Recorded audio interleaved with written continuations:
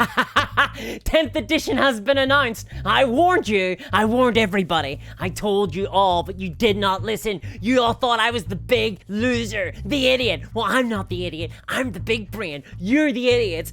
I was right and everyone was wrong. Just like Nostradamus, they all laughed at me. Who's laughing now? Note the editor, cut this out if it has not been announced. Jeez, would want this going out. Very embarrassing.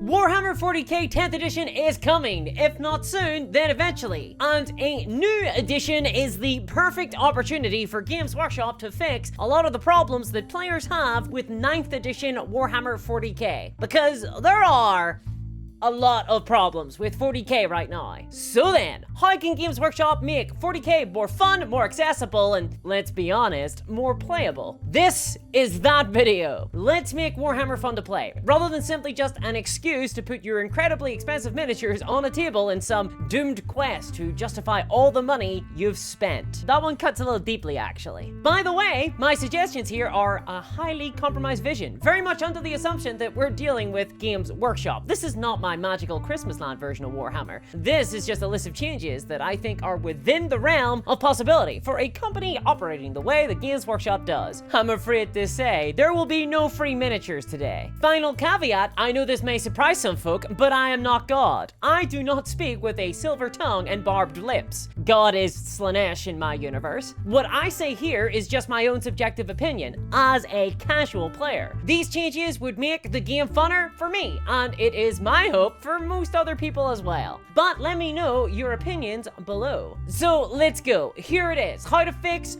Warhammer 40k. The surgery begins, Herr Doctor. I need like latex gloves. Hold on. The surgery begins, Herr Doctor. I don't think this bit works with these gloves. These aren't blue surgery gloves. They're like poop gloves or something. I don't know what these are. I don't think this bit works. Remember to cut this bit. Number 1, get rid of Courtesies. Last week, 2 weeks, has been a massive hit to anybody who is still super pumped in favor of the codex system. I don't know who you are, but I assume you wear a pocket protector? Wait, who wrote this joke? Someone from the 50s? From the Leagues of Votann Codex launching to much gnashing of teeth from the community because of its power level, to Games Workshop admitting that they can't balance codices in the current release model. This antiquated system has to go. There's not a lot of excuses anymore for it beyond just Games Workshop like the marketing opportunities that new codex launches represent. So I propose a change, a compromise that will allow Games Workshop to make all that sweet book money, but also make for an infinitely more playable experience than Warhammer 9th edition. Wahapedia, the Viagra of the Warhammer community. Everyone uses it, but no one wants to admit it. This is an online resource that contains all the rules, all the faction rules, all the data sheets, everything you need to play Warhammer 40k free at the point of entry. Bevan would be proud. You just go on the website and it's all there, coat wide open. I have been in the wargame hobby since 4th edition 40k, and let me tell you, Wahapedia has categorically kept me playing Warhammer. If it wasn't for this website, I would have stopped playing a long time ago. Games Workshop should co-opt this website. I mean, don't take it outright though. I like it being independent, but they should emulate its success and create a similar online repository that contains all the rules for all the armies. Make it free and update it. Make it a living document that can be easily added to and amended, like my grandmother's will, depending on whether or not I've been around for dinner that week. And I think there's a good business case for this, actually. I think it's to Games Workshop's benefit. See, if they do this right, then they're not beholden to releasing new models for a single army all at once in a year. Right now, for example, if you're an Eldar player, say, you get a big month around the launch of your codex where a few new sculpts come out and you get a new unit or two. Big yay! Right? But then you're kicked to the curb like a cheap carton girl waiting years for the next big release. A lot of years. Forgotten, like the singing career of Ricky Martin. This means that Games Workshop aren't getting money from exclusively Eldar players very often, outside of that initial release month. That's like 7 people out there that GW could be monetizing more efficiently. The only exception to all of this, of course, is the Space Marine players, who get new stuff all through the year. Time for the Xenos players to feed on more than just the scraps. Revolution! Besides,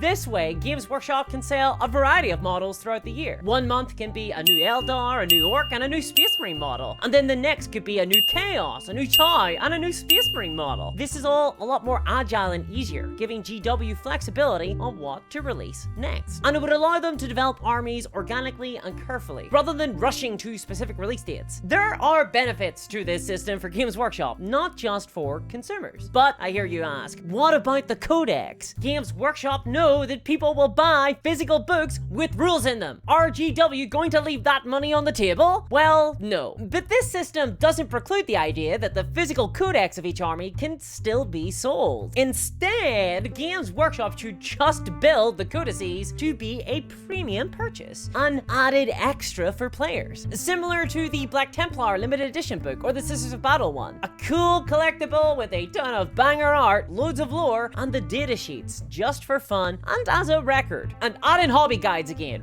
Why not? I would still buy these. Loads of people would. Just because the rules are online doesn't mean that people won't buy the physical codex just to have a copy. We know this is true because the rules for 40k are already online on Wikipedia and people still do buy the codices. It's a proven model. It's already one they're operating in. Oh, and in case it wasn't clear, all those rules would be released all at once at the beginning of the edition, just like 8th edition. It's a living document. It can be playtested and balanced without the strict deadline of the codex locking balance into place. No more of that pesky Votan mess. Please, GW, please show restraint with this model. Please, I'm begging you.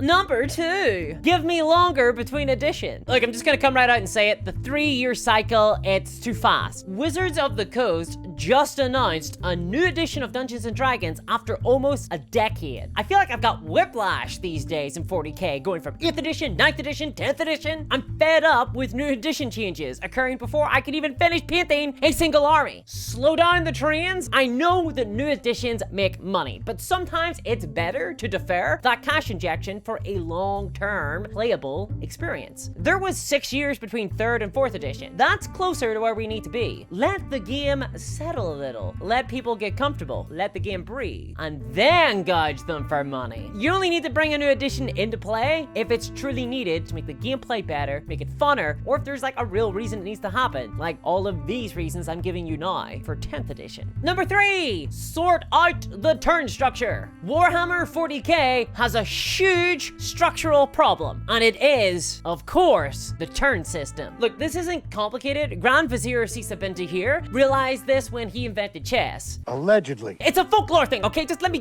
go with this. There is such a thing as first turn advantage, and Warhammer 40k suffers for that. We've seen players get completely blasted off the table in turn 0 before they've had an opportunity to move a single unit. This doesn't just happen to new players either, though most new players have experienced this in their first or second games, which is a massive problem. But this happens in tournaments at the very top levels as well. It has to change. Games Workshop's refusal to innovate from the antiquated I-Go-You-Go system has acted like a millstone around the game's neck and makes it an incredibly swinging experience for the average player. But honestly, for me, the main problem with this system is the pacing. Turns are boring. When it comes to my opponent's turn, there's not a lot to think about on my side, nor is there really any engagement beyond just rolling the perfunctory armor saves. And Games Workshop have desperately tried to mitigate these problems with all sorts of incredibly convoluted, complicated, and ultimately ineffective solutions. There's only one thing for it. Warhammer 40k must move to a different activation system. Like, I don't know, alternating activations where you activate a unit and then your opponent activates a unit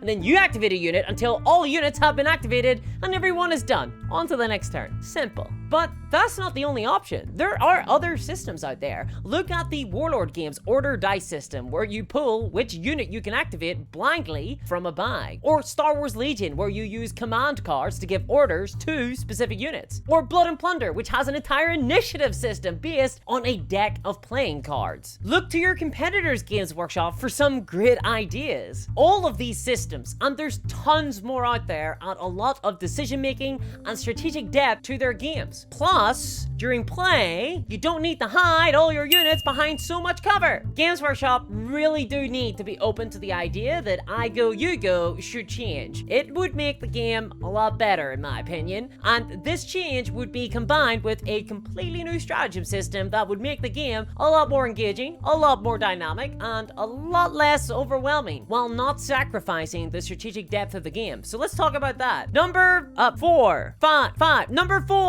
completely rework stratagems. Look, stratagems should never have existed the way that they do. They are a bit of a mistake. They were originally created to add an extra layer of collectability to Warhammer 40k, giving a card game flavor of, you activated my trap card, to what should be a fun beer and pretzels tactical experience. Unfortunately, just like in Yu-Gi-Oh! Abridged, this has led to lots of feel-bad gotcha moments. Honestly, it's overcomplicated the game. Stratagems add to the feelings of bloat and make it almost impossible for casual players to predict their opponent's moves. Finally, they resulted in a meta currency of command points that just isn't fun to manage, but is the first thing that a new player has to engage with when building a battle-forged army. So it also raises the barrier to entry of the game. And honestly, I know so many people who just refuse to play with stratagems. As a system, it feels like an ivory tower. You're ascending up here, but you could make the wrong decisions, and it's never quite clear to new players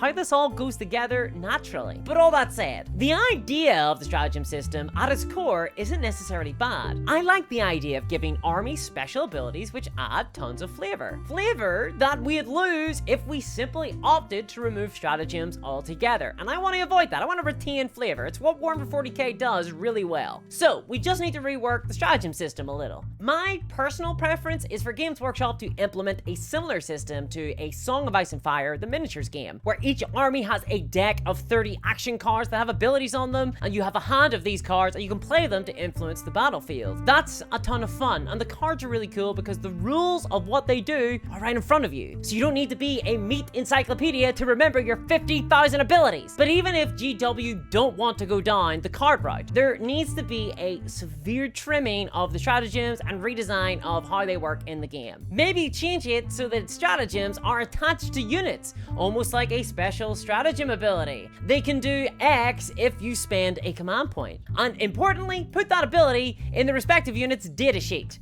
A lot of the problems with stratagems right now is how they are laid out. They are just awful to engage with. They are all collated in one big section of the book, except for where they're not. And so many stratagems already just apply to a single unit. Just looking at this system makes me want to go to Nottingham with a hatchet to cut down the stratagems. Of course, that's what I'd say in a court. So this is what we need. A more casual version of stratagems that are a lot easier to memorize, a lot more built into the data sheets like special abilities, and this would allow factions to keep a bunch of flavor but just be a lot more playable. Number 5, no more box exclusives. Games Workshop, I know you love your hype, I know you love your artificial scarcity, but here's the thing, you don't need to sell exclusives. Your products are good, your miniatures are good. If you sell them, people will buy them. Admittedly, this is less of an addition thing and more like just a necessary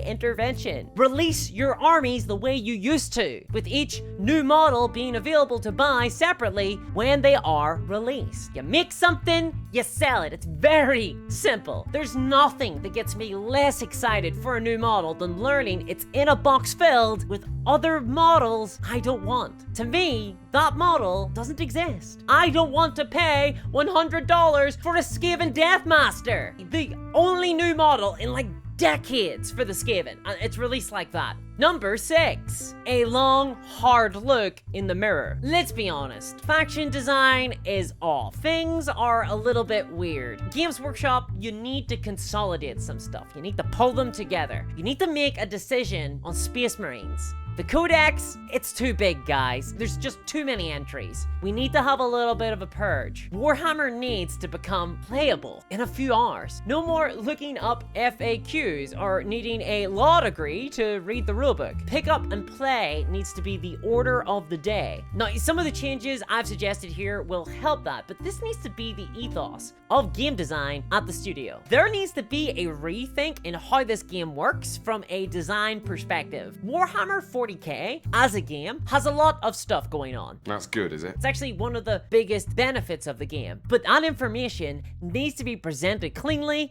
and the systems less convoluted. The game should be about interesting gameplay and decisions at the table rather than what happens during list building in your bedroom. The game should not be decided by what you've done in your bedroom. I know what you've done, Johan. Game shouldn't be decided by that. Okay, and fine, reduce the prices by like 66% and the game would still be profitable, probably, and make tons of money, but lose more people would play and I could get a game easier. Thanks, bye. And if you agree with me on these changes, or simply want to send me private messages telling me to kill myself in Roblox, I have opened the opportunity for you to do so by joining my Patreon at patreon.com/discoursemanagers. There's a link in the description below. And if you're interested in finding out about Games Workshop's craziest couple of weeks and years, why don't you check out this video here. And a big thanks to Sonic Bread and to all my patrons. Bye-bye!